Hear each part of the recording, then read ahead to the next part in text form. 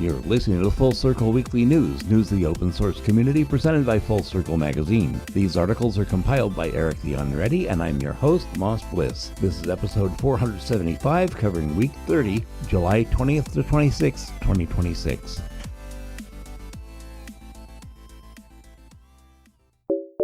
The WIYCI service, which stands for The World is Your Continuous Integration, has been launched, developed by the creator of the Repology project. The service aggregates build logs from open source projects, identifies problem indicators including compiler warnings and broken tests, and presents the results in a format reminiscent of continuous integration systems. The idea is that building packages from real distributions covers a wider variety of environments than traditional CI systems, which moreover are not used by all projects, and can identify more problems and close a blind spot in the open source ecosystem.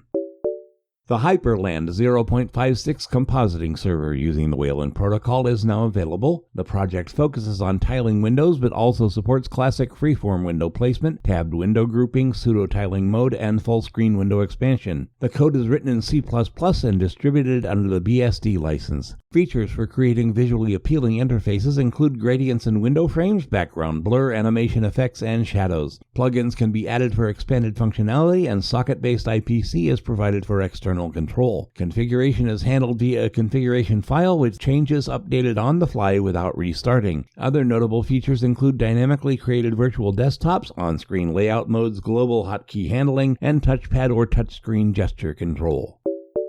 Michael Catanzaro, security tracker at the GNOME project, announced a reduction in the vulnerability disclosure period from 90 to 30 days. He stated that making vulnerability information publicly available 30 days after receiving a report is a reasonable compromise, given that in most cases maintainers either fix the issue within 1 to 3 weeks or ignore it entirely before the deadline. The change, which will take effect on August 1st, is due to a significant increase in the number of vulnerability reports generated by AI assistants. When analyzing vulnerability reports related to GNOME, to simplify administration, GNOME no longer differentiates between manually generated and AI-generated reports. The vast majority of reports are currently being generated using AI, and it is often impossible to accurately distinguish between unmarked manual and AI-generated reports. Furthermore, reports explicitly generated using AI will not be forwarded to the bug trackers of GNOME subprojects, whose policies prohibit the processing of AI-generated content. Such reports will immediately be closed and a notification sent to the maintainer. The developers of the NetBSD operating system have released a new port, HB68K, which implements support for systems based on the Motorola 680XO processor, developed first in 1979. These processors continue to be used in DIY kits for home computer assembly and for learning electronic design. The port may also be useful for retro system enthusiasts, as exemplified by recent efforts to run Linux on the Atari Jaguar and Sega Mega Drive game consoles, both equipped with the Motorola 68000 CPU. The port's operation was tested on a Phaeton 1 computer built by an enthusiast, equipped with a homemade memory management unit, 8 megabytes of RAM, two 16650 serial ports, a DS3231/3232 timer, a VME bus for connecting peripherals, as well as interrupt, I/O, I2C, and ATA controllers.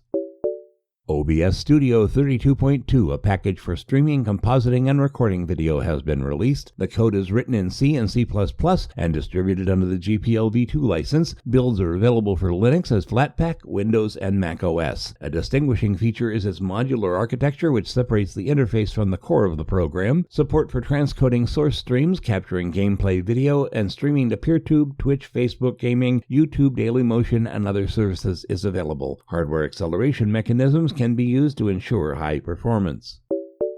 Over the past week, 432 new Linux kernel vulnerability reports have been published on the Linux-CVE-Announce mailing list, each assigned a CVE identifier. The FragGap vulnerability stands out, for which a working exploit has been prepared, allowing an unprivileged local user to gain root privileges on the system. Greg Crow Hartman explained that the publication of 400 vulnerability announcements in one day is due to work done over the weekend to sort through a backlog of issue reports that were not immediately addressed due to a combination of circumstances.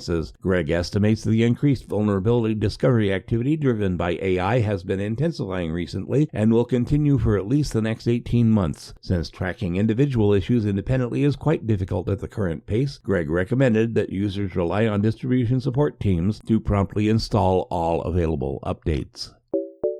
Jack Dorsey unveiled Buzz, a decentralized communications platform designed to create group chats where teams of humans and AI agents can collaborate on project development. The platform is designed to reduce dependence on Slack and GitHub and can be used by teams of any size. The project's code is written in Rust and licensed under the Apache 2.0 license. The desktop client is built using the Tori and React frameworks and supports Linux, Mac OS, and Windows. Mobile apps for iOS and Android are in development. The platform supports all the basic features typical for messengers and chats, including channels, threads, reactions, direct messaging to participants, voice messages, and multimedia content sharing. Additional features include integration with external systems, Git repositories, DBMS, etc., Git event tracking, automation tools, a detailed audit log of all actions, and an API for connecting to AI agents chat.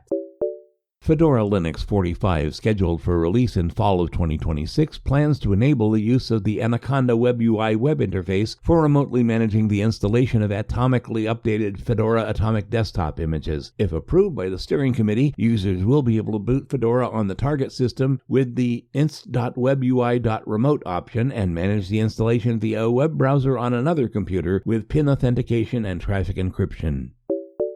System 76 has released the Cosmic 1.4.0 desktop environment. Packages for Cosmic 1.4.0 are available in Pop! OS 24.04 and are expected soon in Fedora, NixOS, Arch Linux, OpenSUSE, Aaron OS, Redux, and CachyOS. The code is written in Rust and is licensed under the GPL v3 for applications and MPL 2.0 for libraries. Cosmic's interface is built using the ICE library, which utilizes type-safe design, a modular architecture, and a reactive programming model, and is designed to be used with most distros, not just Pop! OS. It offers an architecture similar to the Elm declarative interface language. Several rendering engines are provided, supporting Vulkan, Metal, DX12, OpenGL 2.1+, and OpenGL ES 2.0+. Developers are offered a ready-made set of widgets, the ability to create asynchronous handlers, and adaptive layout of interface elements based on window and screen size. FreeBSD developers announced a temporary freeze of the ports repository following an incident involving a 150 megabyte binary being added to the ports tree. This operation disrupted ports mirroring on GitHub due to the 100 megabyte file size limit being exceeded. To clean up and remove binary data with questionable licenses from the repository history, a change freeze has been in place for a few days. Details of how such a file was added to the ports tree have not yet been released, but there is no reason to believe the repository is compromised. Ubuntu Touch 24.04-2.0, based on the Ubuntu 24.04 based development branch, has been released. The firmware is being developed by the UB Ports project. Due to the increased firmware size, the update from Ubuntu Touch 24.04-2.0 on some previously supported devices does not fit into the partition reserved for the operating system. In the coming days, builds will be generated for most of the usual devices. For devices that are problematic to update to the new major release, a correction release of 24.04-1.4 is offered.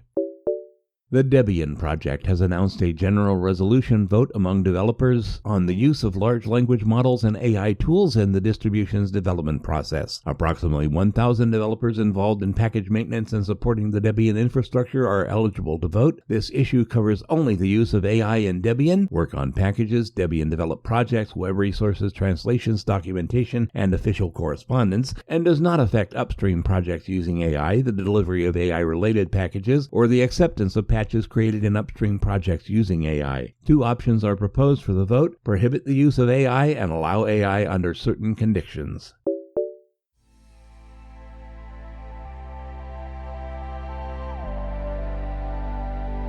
You've been listening to Full Circle Weekly News. For more details, see the next issue of the magazine at fullcirclemagazine.org or check the links in the show notes. You can contact me at bardmoss@pm.me. I'll be back next week.